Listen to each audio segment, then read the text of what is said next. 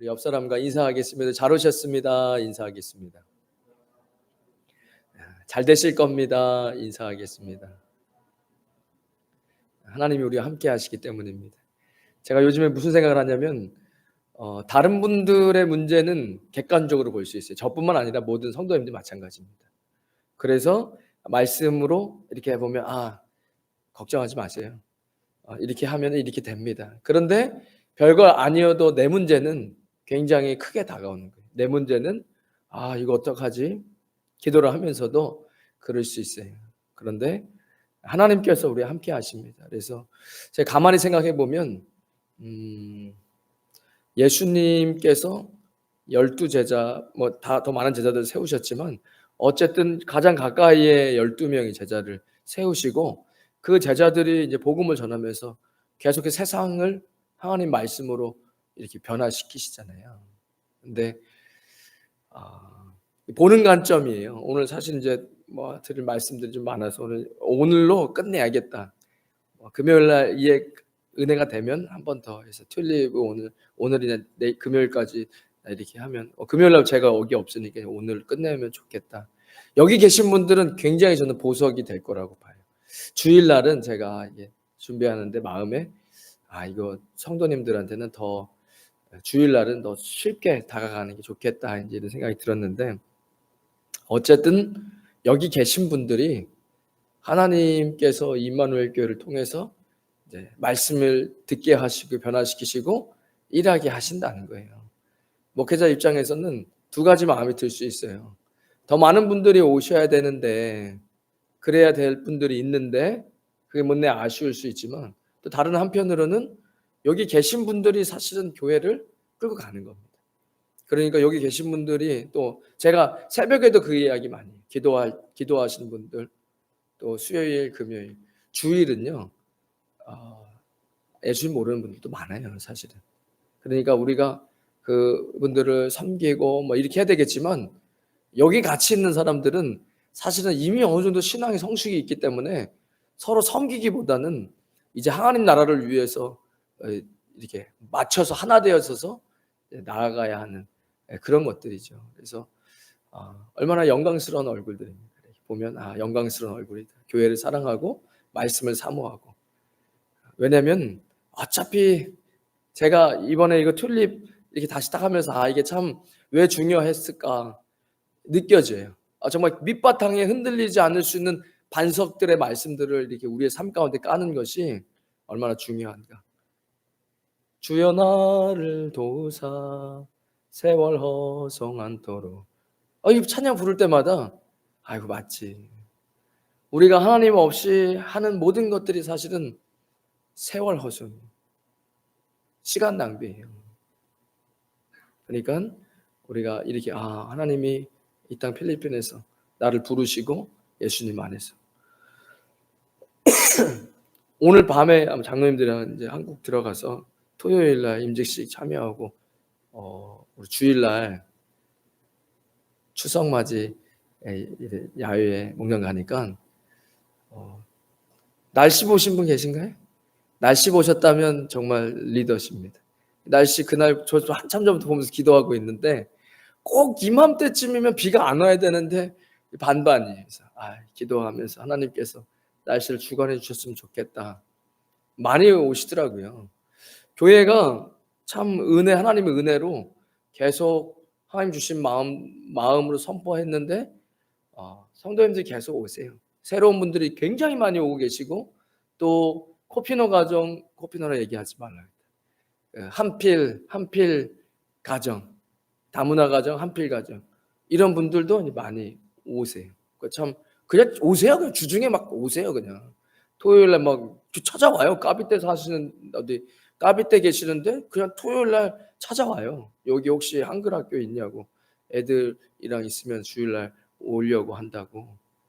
그래서 필리핀 아내분이 계세요. 그렇다고 그러더라고요. 그러니까 하나님께서 사람을 밀어주세요. 하나님의 은혜지요. 그래서 참 감사하다 이런 생각이 들어요. 사람이 노력해가지고 되는 거 아닙니다. 하나님 주시는 마음을 가지고 순종하고 그냥 가는 거죠. 내 인생 진작에 없어요. 저 인생이 어디 있어요? 이미 하나님께서 저를 구원하시고 부르실 때 그때 고민 많이 했습니다. 근데 내 인생이 어디 있습니까? 하나님께서 우리 인생을 사셔서 우리 인생 가는 거예요. 그러니까 힘들 때마다 개인적으로 내 문제는 그럴 때마다 내 인생이 내 게 아닌데 주님께 맡겨드리면 되지. 내 게 자꾸 많아질수록 인생은 점점 무거워집니다. 내가 해결해야 되고 내가 모아놓은 거 이거 지켜야 되고 이런 거예요. 그냥 하나님께 인생 맡기세요. 어차피 하나님께 맡기는 인생이 훨씬 더 낫습니다. 그래서 그래서 KPC 우리 어차피 여기 계신 분들이 교회에 관심 있는 분들이시잖아요. 지금 우리 교회가요 KPC 미국 장로교 총회에 가입돼 있습니다. 합동측 마크 달려 있죠? 합동측은 해외에 계신 목회자님들을 한인교회를 인정하지 않습니다. 선교사로 봅니다.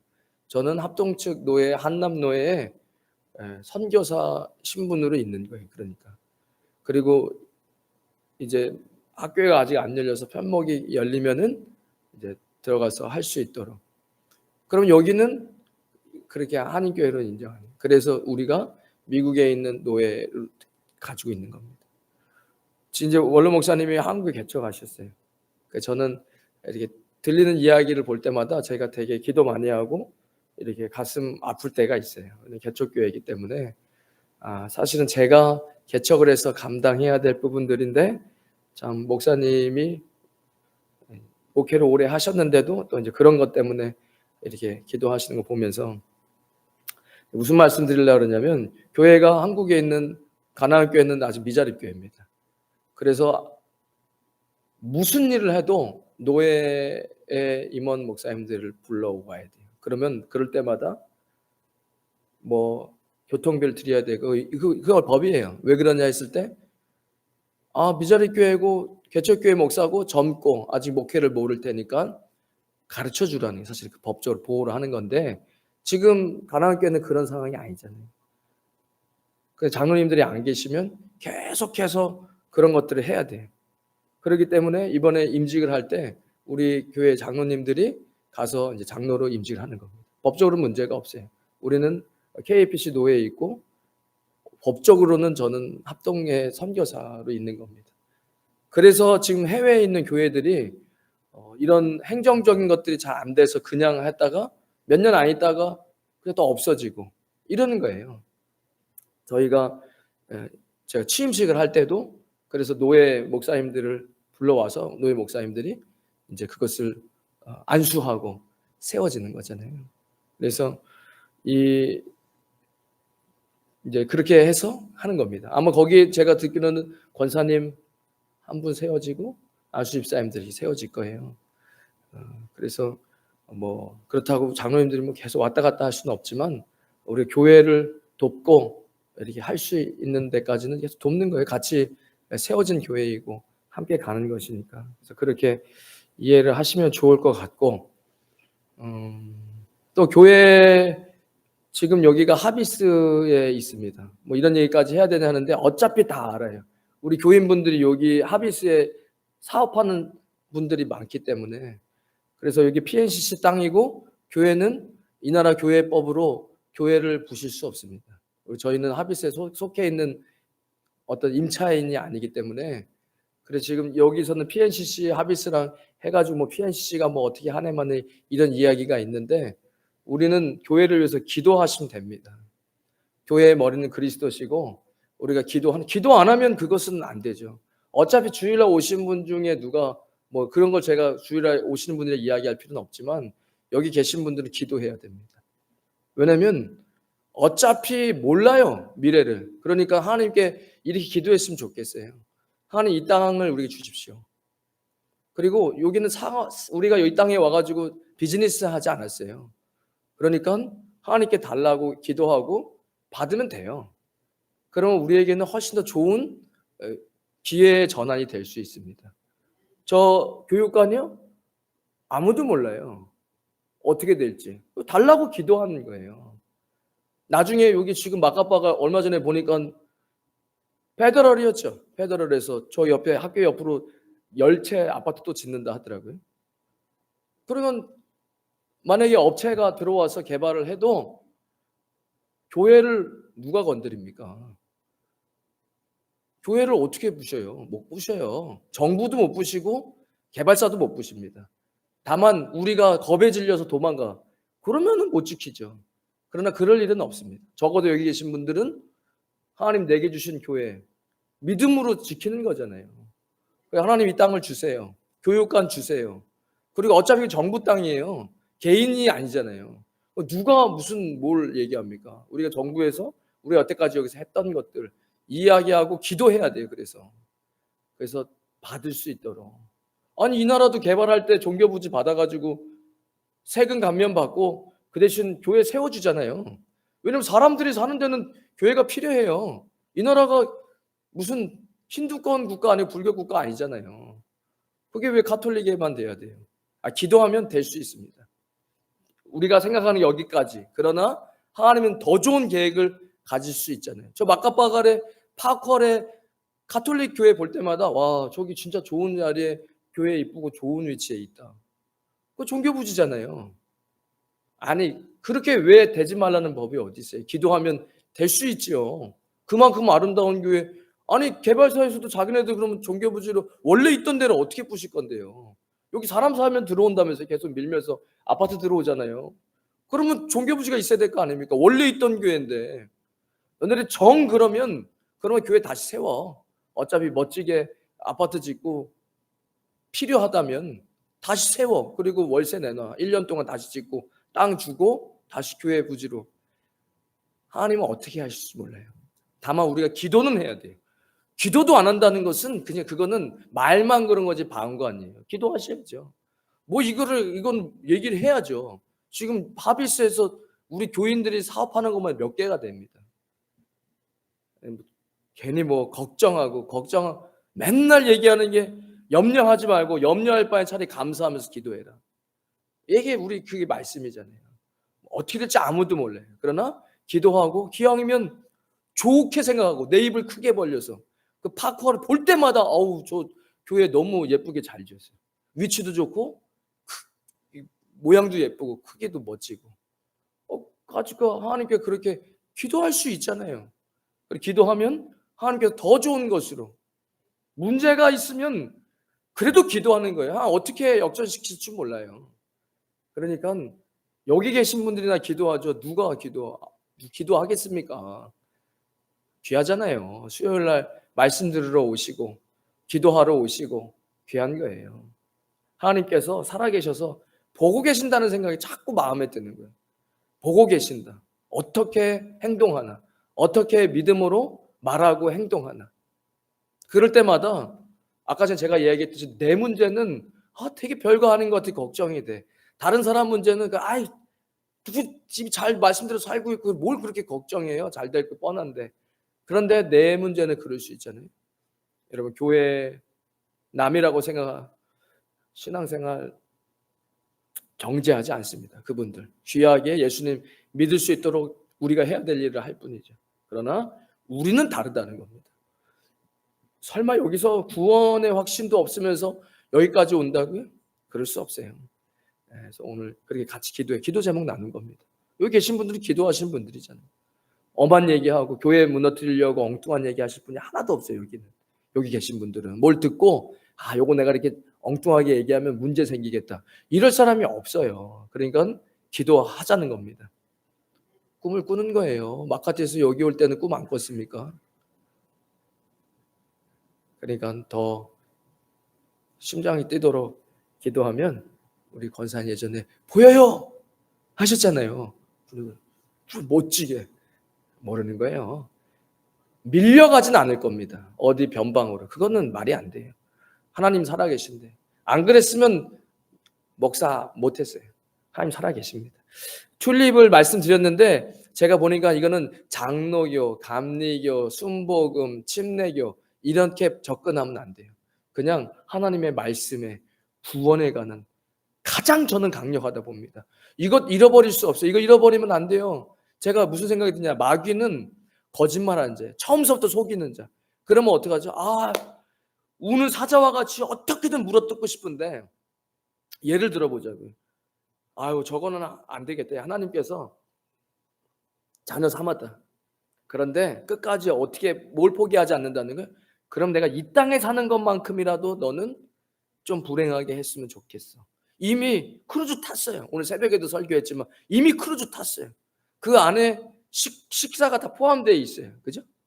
근데 그거 저도 안 타봤어요.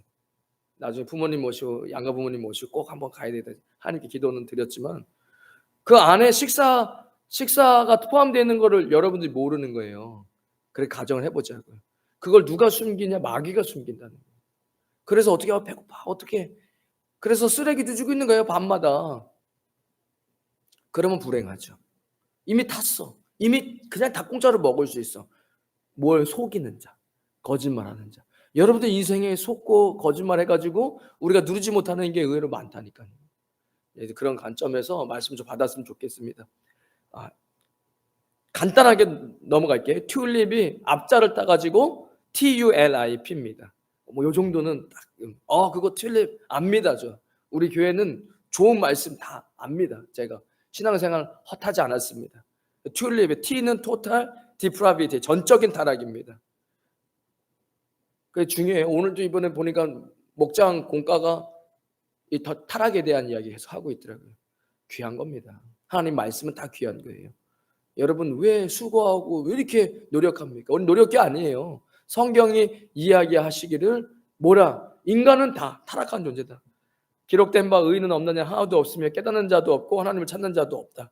그러니까 성경이 이렇게 이야기하고 있으니까요. 여러분 노력하지 마세요. 그럼 뭐 어떻게 해요? 성실하려고 하지 마세요. 그러면 불성실하라는 겁니까? 이상하네요. 신앙생활 열심히 잘하는 분들 다 성실하던데요. 다 굉장히 노력하는 사람 같던데요. 그렇지 않습니다. 예전에 우리 그 선교사님 아드님 그 아이펜에서 마울린 목사님이 필리핀 아내분이 결혼했어요. 그리고 다짐했대요. 제가 직접 들은 거예요. 뭘 다짐했냐면 우리 아내가 언어도 다르고 인종도 다르기 때문에 절대로 우리 아내가 상처받거나 불행하다고 느끼지 않도록 내가 최선을 다해서 아내한테 잘해야지. 엄청 잘했겠죠. 제가 예전에 서울에 사역할 때도 그런 전도사님 하나 있었어요. 담임 목사님이 저랑 저 전도사님이 같이 있으면 안 될 사람이라고 막 너무 잘해. 막 빨래도 막 집에 가서 빨래하고 청소하고 설거지하고 밥하고 뭐 이러는 거예요. 사역하면서. 그러니까 주변에 있는 남편들은 다 못된 남편을 만드는 거예요. 그분 얘기를 하려는 거 아니고 이 마울리 목사님이 무슨 얘기를 하냐면 그래서 그렇게 열심히 했대요. 아내한테. 잘하고 노력하고 잘하고 이렇게 하고 뭐 다 맞춰주고 그리고 몇 년 있다가 한 5년인가 됐다가 진짜로 이혼하자고 이야기했대. 안 싸웠대. 왜 그랬냐 너무 힘들어서 이렇게 앞으로 한 50년은 못할 것 같아서 이게 뭔가 분위기가 안 좋아지는 거예요. 제가 어떤 느낌이었을까 보면 그 아내분도 잘해주면 좋잖아요. 그런데 30cm 플라스틱 자를 이렇게 구부리면 이게 그 텐션돼 있다가 딱 하면 빡 하고 터지잖아요. 그러면서 사람 앞에서 이렇게 구부리고 있으면 불안해요. 그 파편이 나한테 튈까 봐. 그러니까 남편이 잘해주는데 불안해. 남편이 막 진짜 막 행복해가지고 하는 게 아니잖아요. 자기 의지로. 안 돼요. 그래서 이거 큰일 났다. 아니 사역을 하는데 이렇게 돼가지고 가정 이혼해야 돼. 이게 생겼으니. 그래서 하나님께 기도했더니 내려놔라. 나한테 내려놔라 그것을. 너 왜 네가 살아가지고 네가 가정의 주인 되고 네가 가정을 선하게 만들고 네가 가정을 구원하려고 그러고 네가 가정을 화목하게 만들려고 그래. 너 죄인이야. 너 나와 함께 죽고 내가 할 수 있도록 네가 해야 되지 않냐. 그래서 그거를 말씀 깨닫고 자기는 자유하면 돼. 자유하고 하나님께 맡겨드렸더니 그러면 그렇게 안 하냐. 그렇게 하는데 그때마다 내 진정한 마음으로 우러나서 기쁨으로 한다는 거예요. 하나님 주시는 마음으로. 그러니까 문제가 안 생겨요. 그 이야기를 드리는 겁니다. 노력하는 우리 노력교 아니에요. 우리 성실해가지고 구원받는 사람들 아닙니다. 그럼 성실교 해야죠. 성실교. 대한 예수 성실교. 이래 되네. 대한 예수 뭐예요? 노력교. 아니라니까요. 그것 꼭 잊으시면 안 됩니다. 그대는 하나 사람은 지금 변호사보다 의사가 필요한 것을 고백하는 거예요. 우리는 의사가 필요하죠. 내가 뭘 노력해 가지고 아니라는 거예요. 전적 타락한 존재다. 요것만으로도 굉장히 우리 안에 선물이에요. 아, 내가 할 수 없구나. 하나님께서 하시는 거구나. 단지 기도하고 주님 안에 순종하는 거. 이게 굉장히 이 안에 그리스도 안에 자유가 있어요. 오늘 제가 공감하면서 그 죄의 타락은 완전한 죽음이다. 그게 사람의 죽는 것만뿐만 아니라 동양의 문화, 사람과의 관계에서도 다 죽음이에요, 사실은. 그러니까 그런 것들이 다 중요하잖아요. 문화적인 생활하는 거, 사람들 만나는 거. 이런 것들을 여러분 다 생각하셔야 돼요. 여러분 인생 가운데 내가 누군가를 만나지, 내가 어떤 비즈니스를 하지, 나는 어떤 취미를 갖고 있지, 이것도 중요하잖아요. 근데 그게 예수님이 없으면 다 죽음으로 가는 거라는 거예요. 내 문화생활이, 내 친구를 사귀는, 어떤 사람은 막 사람들 많이 만나야 행복하고 어떤 사람은 적당히 만나야 집에서 쉬어야 되는 이런 성향이 있잖아요. 근데 예수님이 없으면 그것도 다 죽음으로 가는 거라는 거예요. 모든 것이. 저는 거기에 100% 동의합니다. 그러니까 얼마나 자유예요. 이제 내가 노력 안 해도. 그러니까 보세요. 제가 이런 생각이 문득 들었어요. 영화나 드라마에 나오는 건 시대를 반영해요. 그러면 여러분 사업하는데 동료나 친구가 배신해가지고 내가 20년 동안 땀 흘려서 일구었던 내 회사가 부도났어요. 그럼 가끔씩 영화나 드라마에 나오죠? 그러면 그 동료와 친구가 내 배신을 했어요. 나를 망하게 했어요. 그게 1년 사귄 사람한테 그럴까요? 1년 만나고 지낸 친구한테 내가 20년 동안 땀 흘린 내 기업체를 뺏기거나 망하게 될까? 아니라는 거예요. 20년 동안 같이 잘 지내고 서로 가족처럼 했는데 왜? 나는 너를 신뢰해. 아니라는 거예요. 인간은 다 전적으로 타락하기 때문에 그 관계도 죽음으로 간다는 거예요. 여러분 이걸 빨리 깨달으면 그럼 우리는 친구를 못 사귀어요? 아니죠.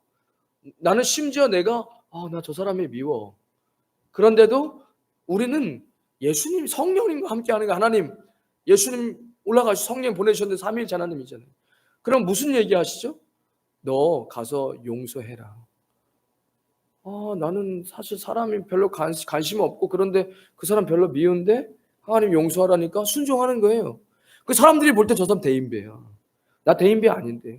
아니에요. 너무 훌륭해요. 아니에요. 저는 아니에요. 근데 왜 이렇게 잘하고 넓으세요? 아니 하나님이 다 아시는 거예요. 이게 하나님께 영광이 된다는 거잖아요. 세상에 무엇에 아무 의미가 없어요. 이게 전적인 타락이 주는 굉장히 큰 그리스도 안의 기쁨입니다. 내가 하는 거 아니고 내가 일하는 거 아니고 내가 사람 관계 맺는 거 아니고 내가 취미생활. 하나님 안에서 취미생활이 없을 것 같죠? 아니에요. 더 많은 하나님의 취미생활을 하게 해요. 운동도 하시게 해요. 하나님 나를 통해서 하실 일들을 해야 되기 때문에 운동도 시키시고. 보세요. 사람이 그게 뭐 하나님께 다 맞추면 나는 자유도 없는 거잖아요. 거기가 뭔지 알아요? 인간이 유토피아를 만들어 보자. 너네들을 영화롭게 하고 유익하게 만드는 그런 어떤 이념을 정치를 만들어 보자. 공산주의라는 이념 때문에 전 세계가 전쟁을 하며 수많은 사람 죽었습니다. 지금 뭐 하죠? 인민복 입어요. 다 똑같은 옷을 입어야 돼. 예술을 잘 못하게 해요. 왜죠? 보통 음악, 미술, 예술 쪽은 굉장히 자유스러움이 있어야 할 수 있는 영역이에요. 특별히 더. 그런데 그러다 보면 이거 좀 잘못된 것 같아. 이게 너무 기계적이고 로봇적이야. 결국에는 인간이 만드는 유토피아는 더 인간을 로봇화 만들어요. 그러나 하나님께 우리가 자유 다 뺏어가는 것 같아. 그렇지 않습니다. 그리스도 안에서 내게 주신 취미, 하나님 주시는 은사 이런 것들 안에 굉장히 창조적인 예수님 하나님의 형상을 담게 하셨기 때문에 창조성, 음악을 만드는 것도 창조성이에요. 창조라는 말 하나님께 쓴다면 창작하는 그림을 그리는 것도 그 예수님 안에서 충분히 주님이 주시는 그 기쁨과 자유 안에서 더 자유함과 예술로 할 수 있는 거예요. 그래서 우리는 전적 타락한 존재라는 것을 성경이 이야기하고 있다는 거예요. 무조건 선택, 조건 없는 선택, 조건 없는 사랑. 그분의 선택이 진리이고 정의입니다. 하나님의 주권에 달려있다. 무조건적 선택은 하나님께서는 인간을 구원하시고자 하실 때 인간의 행위나 가치에 따르는 것이 아니라 하나님의 전적인 뜻에 근거하여 구원할 개인들을 선택하셨다는 말입니다. 어차피 하나님 심판하시잖아요. 그분이 어차피 심판하시는데 그분이 선택하는 게 무슨 문제가 있습니까? 그러면 아니다. 조건이 있다라고 얘기할 때는 이미 조건이 있기 때문에 우리가 뭔가를 해야 되는 거예요. 구원에 우리가 뭔가를 해가지고 구원을 받을 수 있는 조건은 없습니다. 요한복음 15장 16절에 너희가 나를 택한 것이 아니요 내가 너희를 택하여 세웠나니. 그러니까 괜찮아요. 아니 처음서부터 하나님이 인정하시잖아요. 어차피 지구에 있는 모든 사람이 다 죄인이야. 지금 이 시대 말고 100년 전에 살았던 사람들도 500년 전에 살았던 사람들도 다 죄인이야. 그리고 하나님께서 하나님의 백성들을 아신다는 거예요. 그러면 예수님 안 믿어도 되냐? 아니에요. 하나님의 그 구원하심 안에 성령님의 역사와 예수 그리스도를 영접할 수 있는 일들이 벌어진다는 겁니다. 그래서 인본주의적인 사람들은 아니야. 우리가 뭔가를 해야 돼. 그래야 그걸 하나님이 미리 아시고 그래서 사람을 택하시는 거야. 이렇게 얘기해요. 그렇지 않습니다. 이미 하나님의 선택하심에 이미 어차피 심판하실 분이세요. 여기서부터 굉장히 중요한 거예요. 너희가 나를 택한 것이 아니요 내가 너희를 택하여 세웠다라고 이야기합니다. 저는 제가 누구라고 아마 제가 제 숨이 끝나는 날까지 누군가한테 당신은 구원받은 백성이 아닙니다라고 얘기할 수가 없어요. 그거 자체가 이미 뭔가 성경적이지 않은 생각 갖고 있는 거예요. 인본주의적인 생각이에요. 왜? 내가 조건이 있었기 때문에 그 조건에 부합하지 않기 때문에 당신은 그 조건에 부합했을 때 당신 예수 믿는 사람이 아니다. 하나님의 백성이 아니다 이야기할 수 있죠. 아니 어떻게 합니까? 사람이 예수님 믿는 순간인데 사람이 죽기 전에 예수님 믿을지 어떻게 알아요? 그 사람이 귀가 있는데 듣고 복음을 들었어요. 숨이 끊어지면서 내가 하나님 잘못 살았습니다. 한평생. 예수님을 믿습니다. 예수님 저를 죄를 용서해 주시고 주님께서 나를 위해서 만약에 그렇게 고백했다면 그 사람 죽으면서 모르는 거예요. 왜 자꾸 내가 심판자의 위치에서 누군가를 판단하려고 하는 것 자체가 이미 잘못된 시선이라는 겁니다. 영생을 주시기로 작정된 자는 다 믿더라. 에베소 1장 4절에 창세전에 그리스도 안에서 우리를 택하사 우리를 사랑 안에서 그 앞에 거룩하고 흠이 없게 하시려고 그 기쁘신 뜻대로 우리를 예정하사 예수 그리스도로 말미암아 자기의 아들들이 되게 하셨으니 입니다. 우리가 신앙생활하면 자꾸 때로는 종교 생활을 하고 내가 어떻게 해야지 하나님의 자녀가 된다라고 생각해요. 그 자체가 굉장히 성경적이지 않습니다.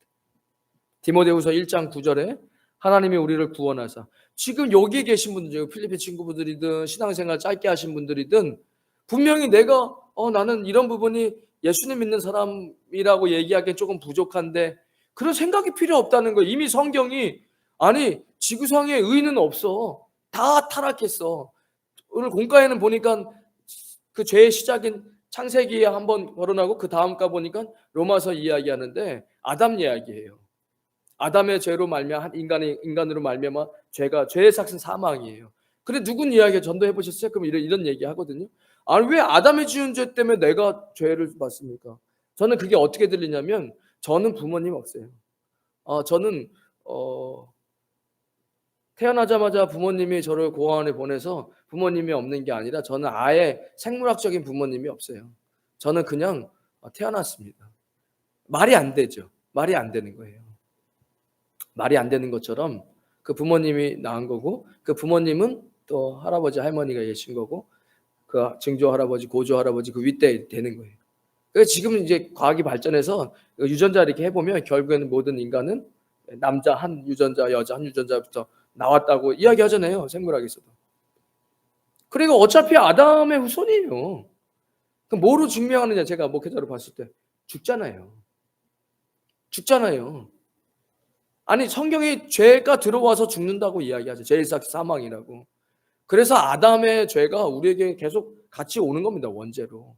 그래서 성경 로마서에서 뭘 얘기하죠? 그 한 아담으로 우리가 죄가 계속 맞물리기 때문에 다시 두 번째 아담 예수 그리스도께서 왜 그분이 죽으셨는데 내가 구원을 받느냐. 이게 똑같은 말이에요. 아담 때문에 죄가 들어 죽었는데 두 번째 아담이 예수님이 한 분으로 죄 없는 분이 와서 죄값 치르심으로 내가 그걸 믿음으로 나는 영생을 받는 겁니다. 구원을. 그러니까 이게 중요한 거죠. 우리 안에 내가 착해야 한다, 성실해야 된다 그런 문제가 아니다.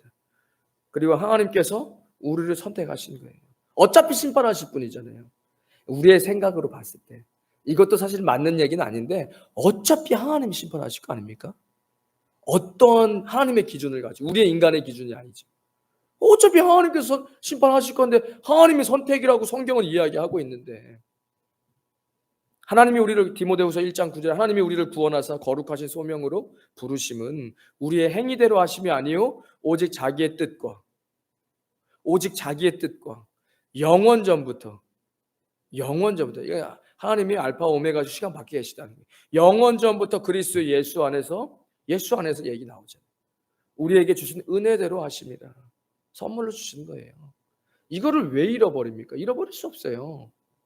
다른 사람은 왜 얘기할 수 없어요. 하나님께서 하시는 거예요. 그거는 우리가 왜 하나님처럼 왜 다른 사람들 이렇게 하는 거 저렇게 왜 이렇게 얘기할 수 있느냐는 그렇지 않다는 거예요. 제한적 속죄 말씀드렸습니다. 이 그리스도의 대속이 하나님의 능력이 제한적이라는 것이 아니라 선택이 있었기 때문에 하나님께서 흘리신 보혈이 이걸 대속이라 그러잖아요. 여기 성경 말씀 하나 어디 있을 텐데. 그래서 하나님께서 대신 갚아주신 거예요. 대신 갚아주셨는데 그 사람이 회복이 안 될 이유가 없어요.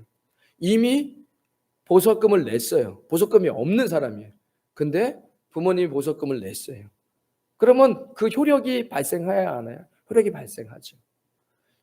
예수님께서 흘리신 대속의 은혜는 효력이 있습니다.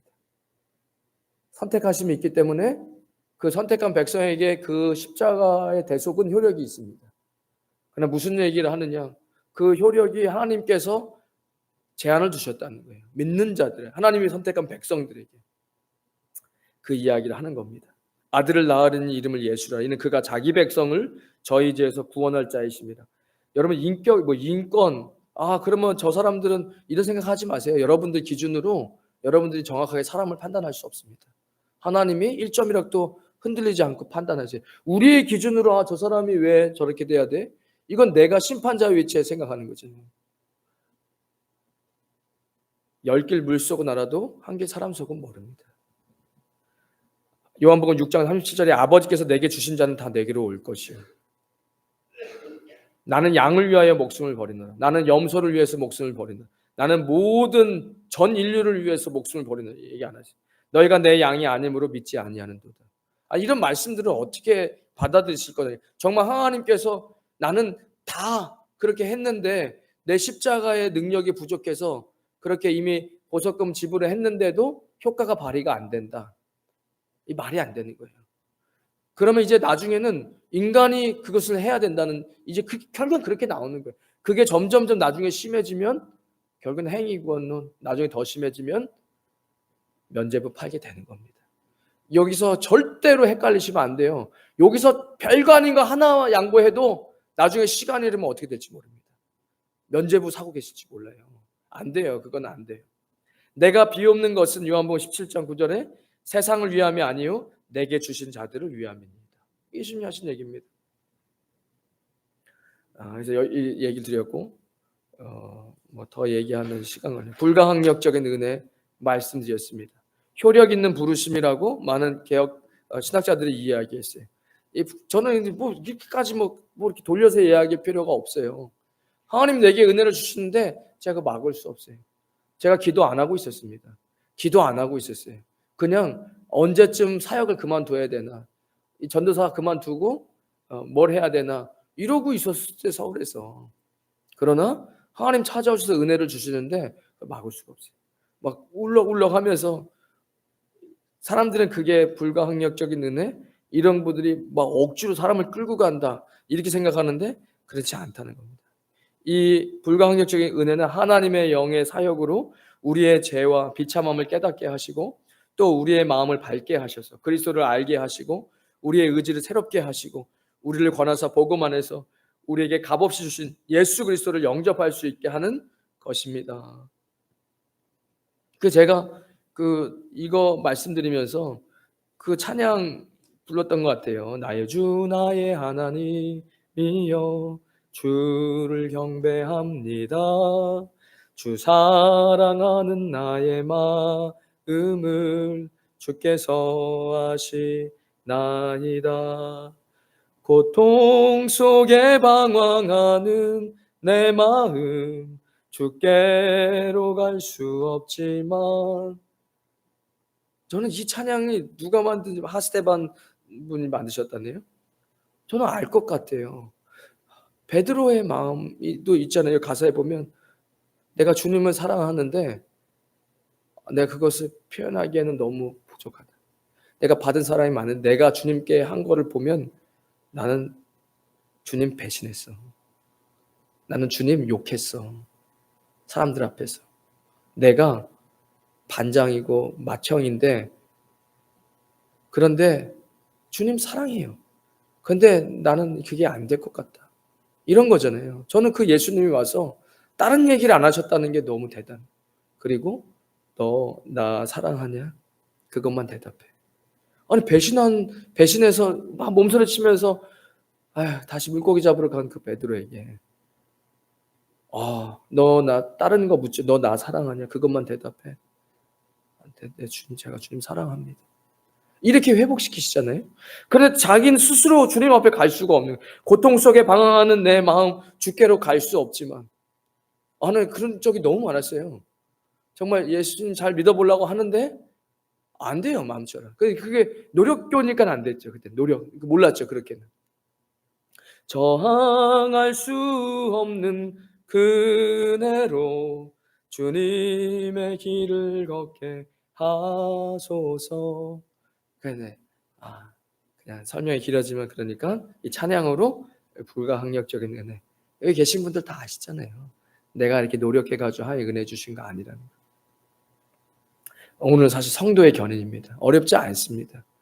이 성도의 견인, 한자로는 굳을 견자 참을 인자입니다. 그래서 참고 견디는 것, perseverance, 인내라는 말로 끝까지 참고 견디는 것입니다. 신앙은 마라톤에 많이 성경도 비유하고 있어요. 그런데 마라톤을 뛰다 보면 숨이 차기도 하고 돌부리에 걸릴 때도 있습니다. 물론 하나님께서 저는 그 안에 심요하고 주님의 어떤 계획들이 있음을 알아요. 내가 자꾸 예수님 안 보고 딴 데 보면서 하나님 나라를 산다고 걸어가면 넘어지겠죠. 근데 그것마저도 아무것도 다 로봇처럼 우리를 만들지. 그렇지 않죠. 그러니까 그렇게 넘어질 때도 있고, 마라톤을 하다 보면 힘들 때가 있어. 신앙생활 할 때 너무 신앙생활 하는 게 어렵다. 그러나 하나님께서 우리를 인내하게 하셔서 끝까지 이끌고 가신다는 거예요. 그게 마치 한문을 뜻으로는 참고 견디는 거지만 우리가 꼭 견인해 간다는 그런 의미도 사실은 담겨져 있다는 겁니다. 이 어거스틴이 참회록을 쓸 때 정말 하나님, 내가 완전한 타락한 존재에서 주님이 나를 선택하시고, 그리고 특별히 주님이 내게 주시는 그 은혜를 거부할 수 없고, 그리고 주님께서 나를 이끌어 가신다. 내가 능력이 돼서가 아니라 하나님 나를 이끌어 가심을 잘 고백하고 있습니다. 그러니까 많은 다른 게 얘기하면, 그러니까 인본주의적인 말은 이런 거죠. 아니야, 그래도 내가 뭘 해야 돼.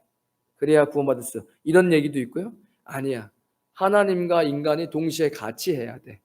그 신인 협동론도 이야기해요. 그러나 제가 볼 때는 우리 말씀에는 그렇게 전혀 적혀 있지 않습니다. 이거는 인간적인 생각이에요. 그러면 어떤 예를 들 수 있느냐? 아버지랑 아이가 산을 걸어가고 있습니다. 그런데 그 옆에 벼랑도 있고 그런 거예요. 그러니까 손을 꽉 잡는 거예요. 아빠 손을 꽉 잡는 거예요.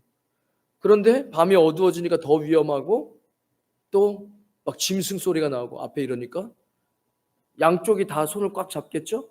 근데 짐승이 따라오니까 이게 안 되겠어. 그러면 아버지가 아이를 들고 뜁니다. 그죠? 아니, 기본적으로 그렇죠. 아버지가 내가 먼저 잡혀라.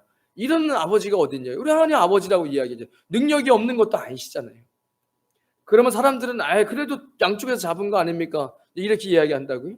그럼 만약에 그 아이가 이제 어린아이, 굉장히 어린아이, 6, 7살짜리 어린아이, 그 성도의 견인이 어디서 나오냐? 어린아이라면 손을 붙잡을 거 아니에요. 그런데 아이가 손을 놓칠 수 있어요. 아이가 손을 놓칠 수 있죠. 그러나 아버지가 붙잡습니다. 그 위험한 곳에서 아이가 손을 놓으면 그냥 망한다고요? 끝난다고요? 그렇지 않다는 거예요. 아버지가 그 아이 손을 꽉 붙잡고 놓지 않아요. 여러분 같으면 놓겠습니까?